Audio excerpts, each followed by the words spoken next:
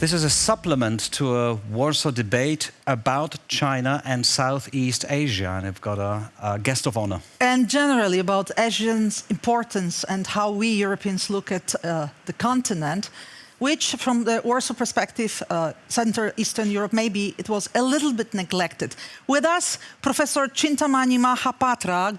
Good evening. Live from New Delhi in India. Hello. Very good evening. Yes, you are talking to us from New Delhi, Professor JNU, but also President and founder of Kalinga Institute, very distinguished scholar.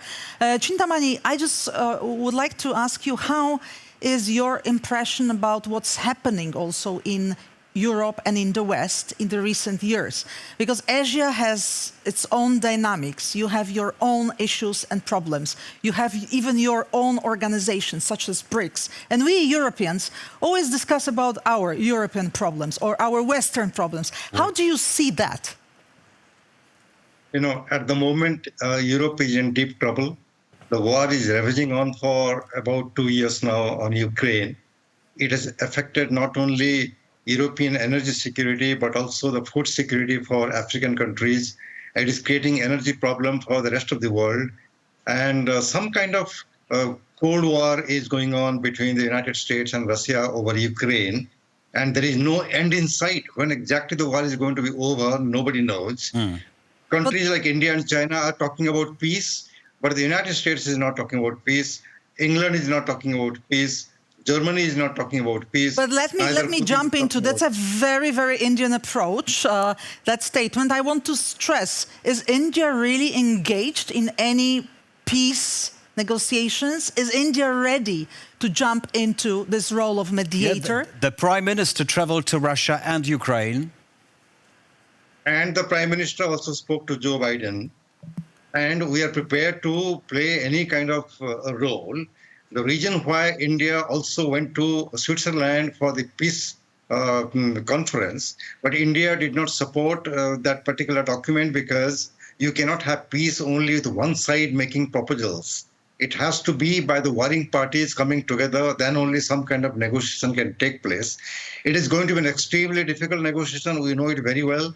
If any side is winning, then they're not prepared to talk. So sometimes Ukraine is having incursion into Russia. At the time, their morale is up. They don't want to, talk about peace. When Russia is winning, they don't want to talk about peace. It's a very, very difficult moment.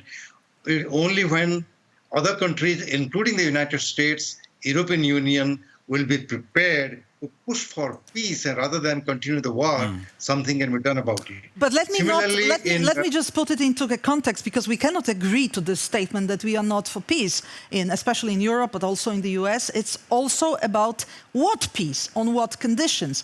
So how do you see being an Indian with special relations with Russia also, how do you see the possibilities of convincing Russia not to its own position, which is take what they have from Ukraine? In my view, the first step and immediate step should be ceasefire. Stop fire wherever it is. Then only you come to the negotiating table. If that is not done, then there is no point in talking about peace at all. How can negotiation begin so long as the guns are barking and the bombs are exploding and missiles are being fired? So who can stop first? Who should stop first, Russians or Ukrainians? Both. No. Ceasefire means both the sides. So decide for the timing. For next 15 days, we are not going to fire any shot. Let us discuss. Let's have a proposal. But where is the proposal? Okay, let us just move to another subject, which is also crucial for us to understand. You're an Indian, but you are also specializing in international relations.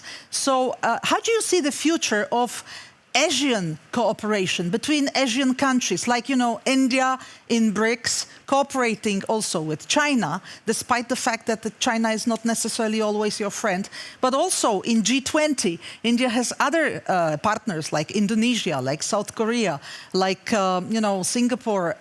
So how do you see in the future the Asian potential? Are you able to join forces and build common positions?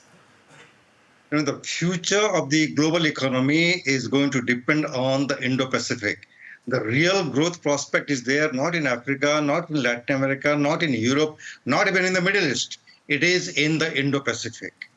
at the moment, Indo-Pacific is having a better time than West Asia or the Middle East and Europe. And Africa is having a deep trouble of their own kind.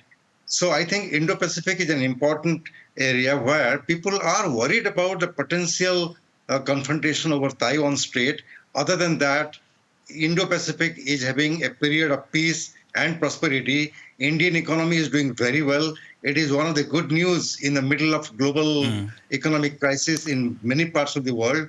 So I think Indo-Pacific is really important, where India is also part of it. The kind of role India is playing is we are part of the BRICS and SCO. We are part of the Quad. So we don't want to fight with anyone. We want to be with everyone so that there can be more dialogue and diplomacy and cooperation.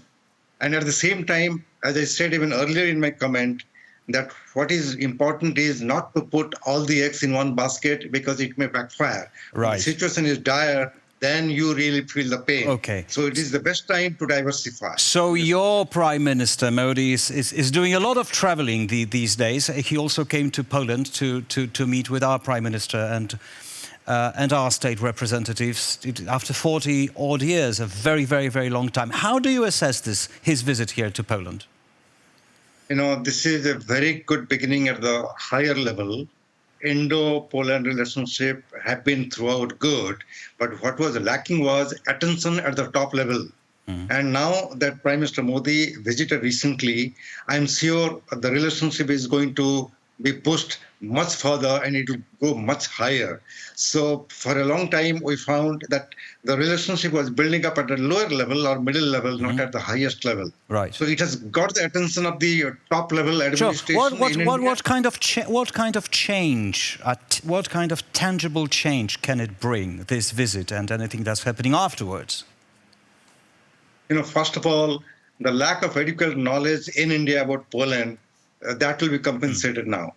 After Prime Minister Modi's visit, more and more academics and even foreign policy analysts are going to do a little more research on Poland, which is actually a very developed country. So we're learning both ways. We're learning you and you're learning us. Yes. I've been to Warsaw many times. I've seen Polish people at work, and this is a country where we can really build up much better ties than what it has been so far. So the first is the discovery at the right kind of level. And in fact, I was instrumental in beginning of the air connection, air connectivity between Delhi and Warsaw.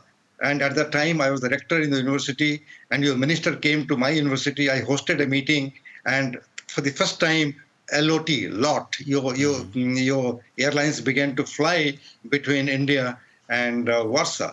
So now more and more things will come up, because government at the right place, at the right level, have taken extra interest in a country like Poland. Let me ask you one more question, because we are discussing here in Europe, especially in Central Eastern Europe, the increasing role of Asia, including, of course, India, which maybe was a little bit neglected earlier.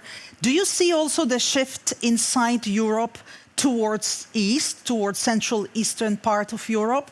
So is India or countries of your region looking finally also at us, or still Brussels, Berlin, and of course traditional London? We're asking for some attention, in other words. No, I think if somebody will carefully monitor, India is looking at Central Europe and Eastern Europe as well as the Nordic countries. And we are having a relationship with them, and more exchanges are taking place. So it is just not Western Europe. It is whole of Europe, and each and every country, including Poland, is such an important member of the European Union, which is based on consensus. So no decision can be taken unless there is a consensus. And Poland is an important country, and we know your history. Those who study Poland, they know the history and the capability of Poland. So India is giving additional attention, not just to Western Europe, but also Central and Eastern Europe and the Nordic region. What could be the biggest challenges in our relationships? I suspect that the Russian-Ukrainian war could be one of them, but what do you think? What would be the major challenges, the obstacles in our relationships? The number one thing should be to appreciate the strategic vulnerability and the deep core interest of the respective countries. For example, if India is having certain policy towards Russia, then other countries, including Poland, should understand the compulsion here.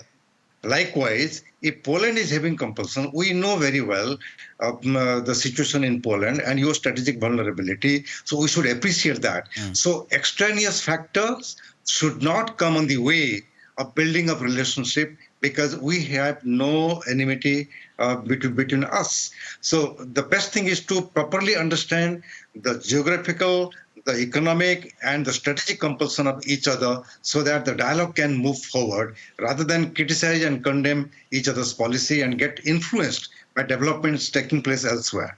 And do you feel, being Asian, being an Indian, a certain, from the Western European side, American side, a certain superiority towards Asian countries? The approach, we will tell you what to do, or we want you to think our way. This is something we hate, as a matter of fact, as well in this part of Europe. We didn't have colonialism here, but we did have a strong domination of a hegemon country, a neighboring country. So we sort of know what you might mean. That was the case at one time. There is no doubt about it. That is why the Chinese talked about 100 years of humiliation to them. The Indians kept on talking about colonialism, neo-imperialism, neo-colonialism. But all those concepts are now gradually a thing of the past. If Indian economy is larger than the economy of the United Kingdom, there is a message there. If the Chinese economy is doing so well and competing with the American economy, there is a message there. So we feel that there is an increasing appreciation of the talent, of the civilization, of the knowledge system of the Orient as well. But in the past, of course, it was very unequal kind of understanding, lots of misperception, not appreciating the history, the civilization and knowledge system of the Eastern countries. But now, slowly, that is disappearing. Otherwise, in Europe, people should not be doing yoga. In the US and Middle East, people should not be doing yoga. So, at certain level, the understanding is rising by the day. Yes, thanks to globalization and the IT. But maybe, we can share, we Europeans and you Asians, certain experiences. We both are afraid of this bipolar perspective of the world divided again. That is not good for Europe, it's not good for India. Do you have any advices or recommendation how we should handle the big countries? Like you are able to handle China, but you are also competing with China, or even wanting to beat China. What lessons can you give us as far as China? Our goal is to have good competition, fair competition, and not unhelpful, unhealthy rivalry and conflict. So the best solution is having a multipolar world order where multiple countries, major economies should come together, sit together, and try to resolve the problem. I think again there is an awakening. At one time, G7 was apparently taking important decisions on global political economy, but we know very well that a country like India, which is the 5th largest economy, is not a member of G7.